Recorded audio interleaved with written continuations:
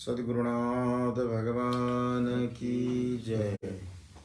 हम लोग कल 55 पे श्लोक के ऊपर चिंतन कर रहे थे। आज 56वां श्लोक है। ये चिंतन एक साधक, हर एक व्यक्ति अपने आप को साधने का काम करता है। अब संसार में रहने वाला व्यक्ति संसाधनों को साधते हुए शांति प्राप्त करता है, और साधना में रहने वाला व्यक्ति अपने इंद्रियों को साध कर संसार और साधना दोनों को समान दृष्टि से देखता है। भगवान उसी विषय के ऊपर चिंतन करते हैं कि इस साधना करने वाले आत्मा का व्यवहार आचरण कैसा रहता है। उस आचरण के ऊपर परमात्मा का प्रसन्नता होती है, और परमात्मा की प्रसन्नता ही ब्रह्मभूत प्रसन्न आत्मा। हम लोग अपने जीवन में जब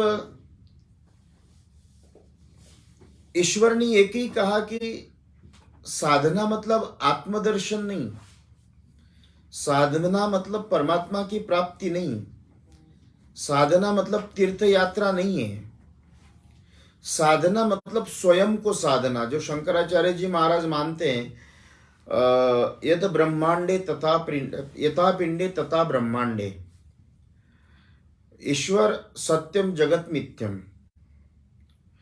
अब संसार के प्रहार में और प्रशंसा में आपकी बौद्धिक और मनस्थिति, इंद्रियों की स्थिति कैसी रहती है, उसके ऊपर परमात्मा 56वें श्लोक में वर्णन करते भगवान कहते हैं कि दुखेष्णु उद्विग्न मना सुखेषु विगत स्पृहा वीत राग भय क्रोधा स्थित धीर मुनिर उच्यते। अगर हम लोग देखते हैं कि अब संसार में हर एक व्यक्ति अपने दुखों का वर्णन करता है। अब जानवरों को भी दुख होगा अगर उनको पूछा जाए।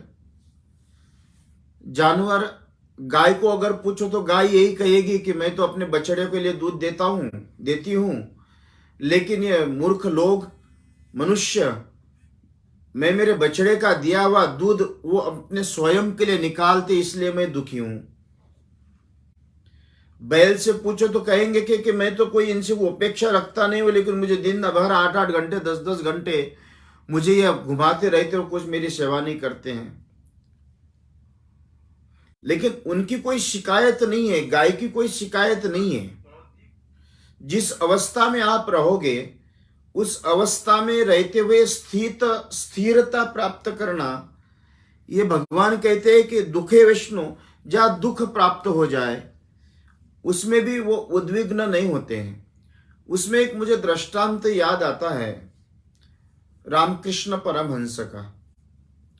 रामकृष्ण परमहंस को जब गले का कैंसर हुआ तो स्वामी विवेकानंद जी महाराज ने कहा कि महाराज आप तो साक्षात काली से बात करते हो, और काली के लिए कोई कठिन बात नहीं है कि आपके गले का कैंसर, इतनी कठिनाई, आप इतना दुख उठा रहे हो, आप प्रार्थना करो। तो उन्होंने कहा कि भाई, जैसे आपके शरीर के ऊपर वस्त्र फटने के बाद भी आपको कोई प्रभाव नहीं पड़ता है, इसी तरह से आत्मस्थित रहने वाले व्यक्ति को शारीरिक कष्ट की अनुभूति नहीं होती है। उन्होंने कहा कि ये वस्त्र है, फट रहे हैं, उसके पाप का भोग है, मुझे जो प्राप्त करना है वो मेरे जीवन के पाप है, मुझे भोगना है। मैं मां से ये क्यों कहूं, और इस जन्म में अगर ये पाप नहीं भोगूंगा तो मुझे अगले जन्म में भोगना पड़ेगा। ऐसा ही मैंने नर्मदा परिक्रमा में, पहले, ये इस परिक्रमा की बात नहीं कर रहा हूं, हम लोगों ने जब पहले मैंने अकेले में परिक्रमा करी थी तो एक व्यक्ति का मैंने देखा, एक सन्यासी स्थित प्रज्ञ अवस्था में मैंने उनको अनुभव किया। एक कुत्ता था और उनके कुत्ता उनके पैर को काट रहा है, मांस खा रहा है, और ये समाधिस्थ हो गए।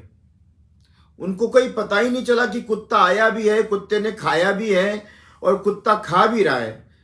तो हमने उनको हटाने का प्रयत्न किया और उनको कहा कि महाराज आप इसको हटा क्यों नहीं रहे हो। उन्होंने कहा कि मुझे पता ही नहीं चला, मैं ध्यानमग्न था। कहते कि आप अभी तो भगाओ। कहते कि महाराज ये कुत्ता जाने और चमड़ी जाने, मैं तो उस परमात्मा की अवस्था में स्थित हूं। इस अवस्था में रहने वाले व्यक्ति, और ऐसे मैंने एक भोले बाबा करके कानपुर के पास, मैंने उनके कई बार दर्शन किए, मेरे से बड़ा स्नेह रखते थे। उनकी अवस्था मैंने देखी। उन अवस्था में रहते हुए एक व्यक्ति ने, कई बार विकृत मानसिकता के लोग परीक्षा करने के लिए आते हैं, ये कितने सिद्ध है, कितने बड़े हैं, कितने आत्मज्ञानी हैं। वो जिनको कोई 2-4 श्लोक क्या पढ़ लिया, अपने आप को बड़े ज्ञानी मानते, बड़े समझदार मानते हैं और दूसरों की कमियां देखने लगते हैं। तो मैंने उन भोले बाबा को देखा, वो सुबह 3 बजे से लेकर शाम को 8 बजे, रात में 8 बजे तक वो समाधिस्थ ध्यान मग्न रहते थे, एक समय भोजन करते थे। एक व्यक्ति के मन में आया कि ये बड़े ढोंगी संत हैं, इनको देखता हूं। एक व्यक्ति ने बहुत बड़ी लंबी सुई लाई और सुई लाने के बाद धीरे से उनके पैर में आर पार सुई कर दी, और आर पार सुई करने के बाद उनको कोई प्रभाव नहीं पड़ा, रक्त निकल रहा है। ये शारीरिक, मानसिक, आर्थिक अवस्था में आप किसी भी परिस्थिति में रहते हुए अपनी बुद्धि को स्थिर रखना, ये एक उच्च क्वालिटी के संत के, सिद्ध के लक्षण बताए। भगवान ने कहा कि दुखेष्णो उद्विग्न मना सुखेशु विगत स्पृहा।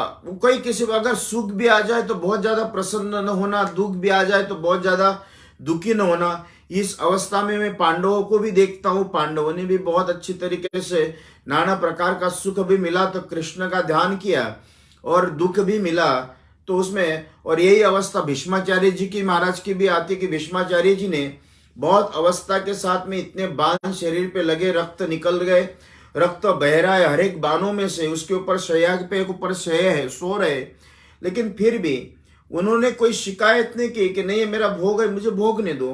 तो भगवान ये कहते कि वीतराग भय क्रोधा, वीतराग भय क्रोधा स्थित धीरम उच्यते।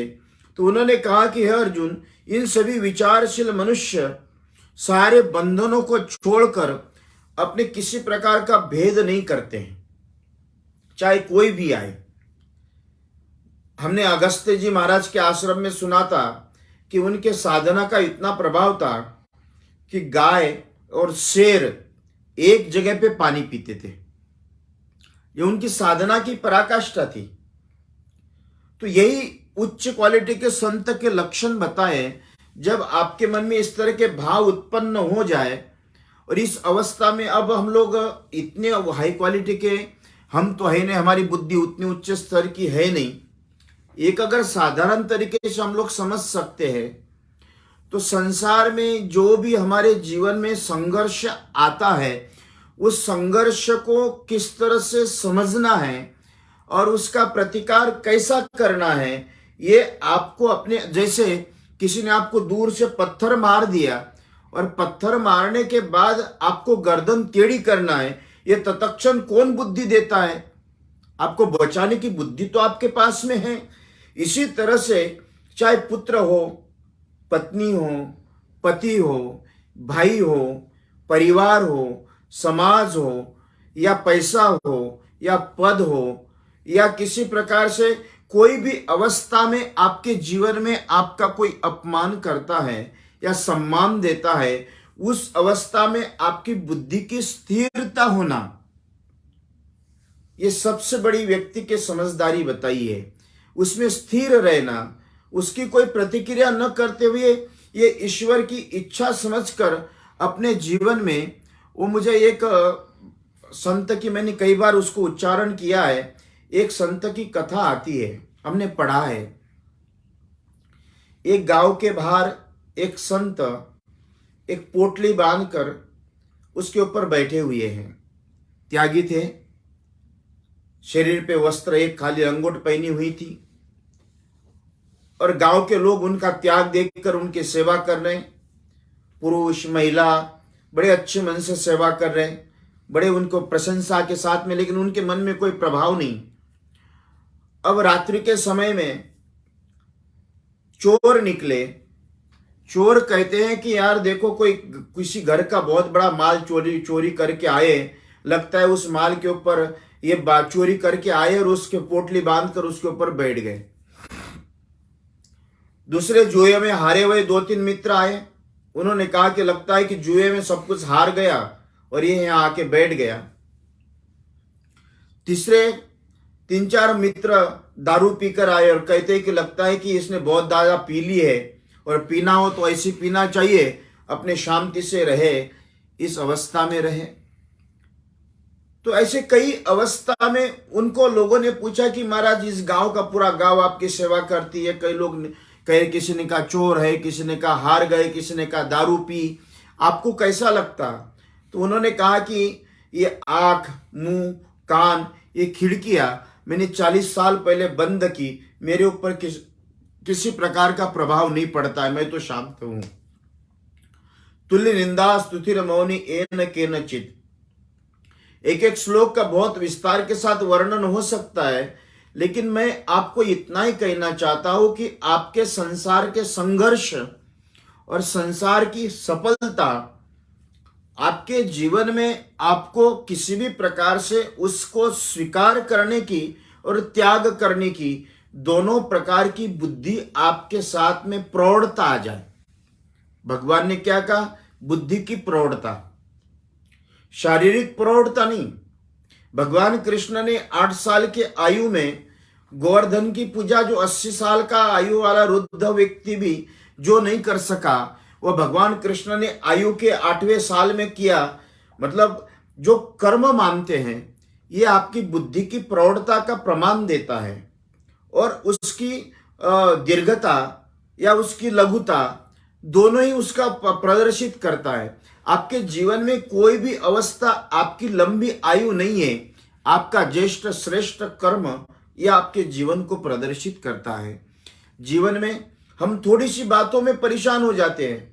किसी ने कुछ एक शब्द बोल दिया तो अपने आप को बड़ा दुखी मानते हैं, मैं तो ऐसा ही हूं, मैं तो बेकार हूं, मैं ऐसा हूं, मैं इस तरह से, इसने मुझे इस तरह की बात किया, मेरा अपमान कर दिया, मेरा सम्मान कर दिया, या थोड़ा सा कोई सम्मान प्राप्त क्या हो गया, दुनिया में दिखा देते हैं कि मैं इतना बड़ा व्यक्तियों को मेरा इतना बड़ा सम्मान हुआ।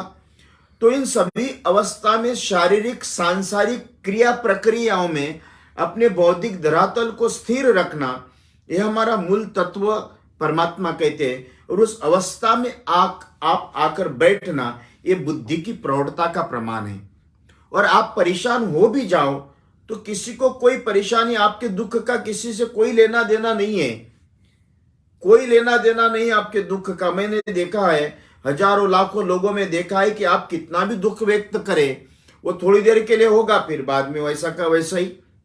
आपका दुख आपको ही भोगना है और आपका सुख भी आपको ही भोगना है, लेकिन उसको उस तरह से किस तरह के भोगना है, ये बुद्धि आपके पास में होना चाहिए। आपके बच्चे की, आपके पति की, आपके पत्नी की, आपके परिवार की, आपके समाज की, आपका प्राण प्रतिष्ठा, आपकी जितने भी प्रतिष्ठा है उसकी, इन सभी अवस्था में बहुत ज्यादा फूलने की भी जरूरत नहीं है।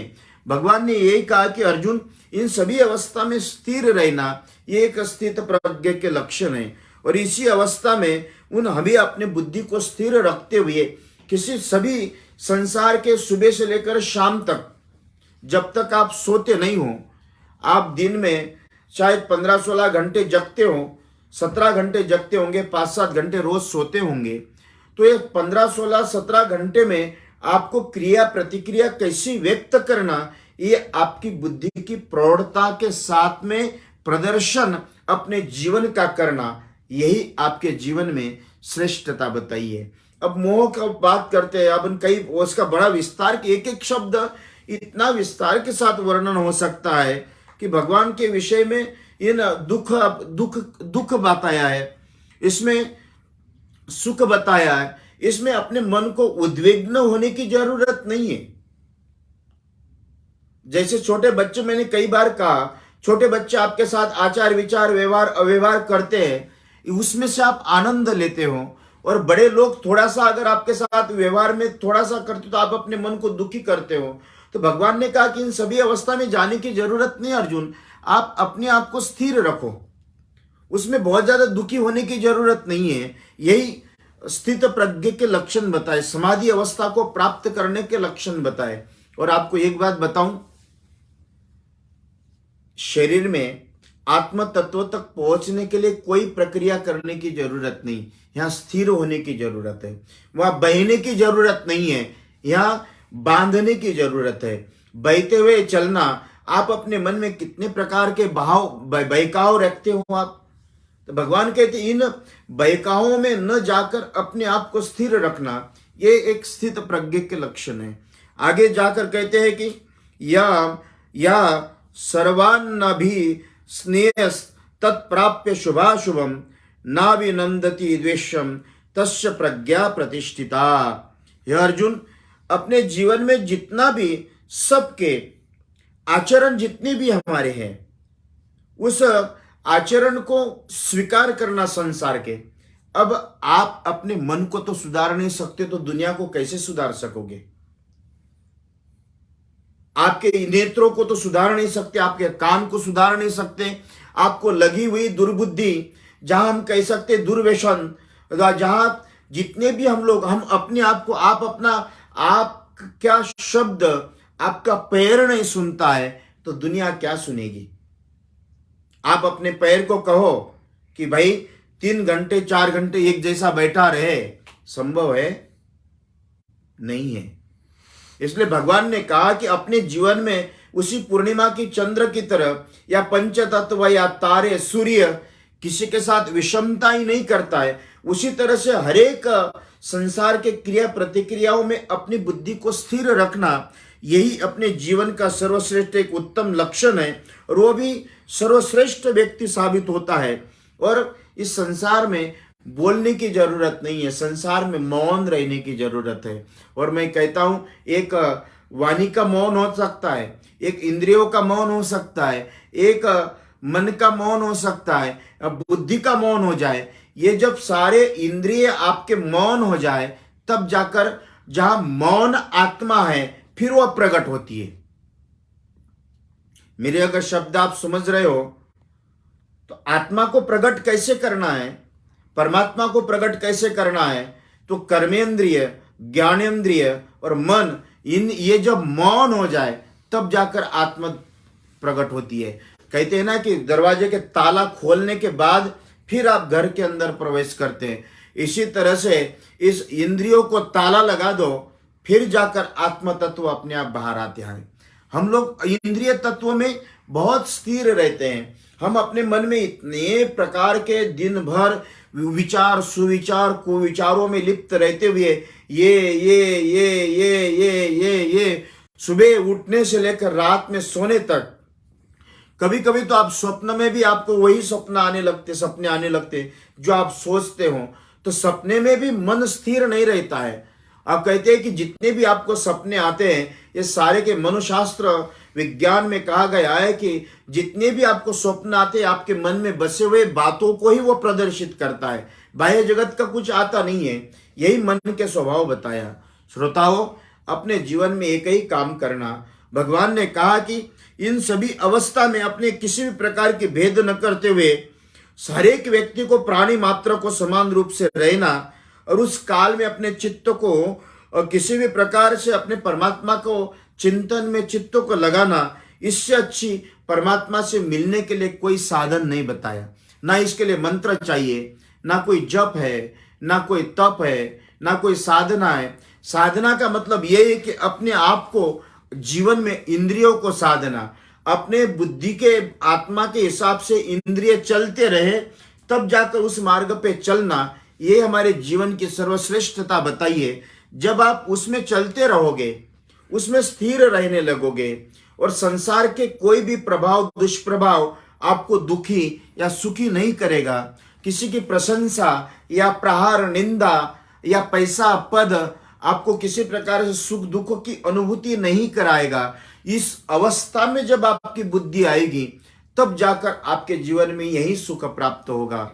श्रोताओं, आज ज्यादा लंबा समय न लेकर कल अपने वाणी को विराम देता हूं। सद्गुरुनाथ भगवान की जय।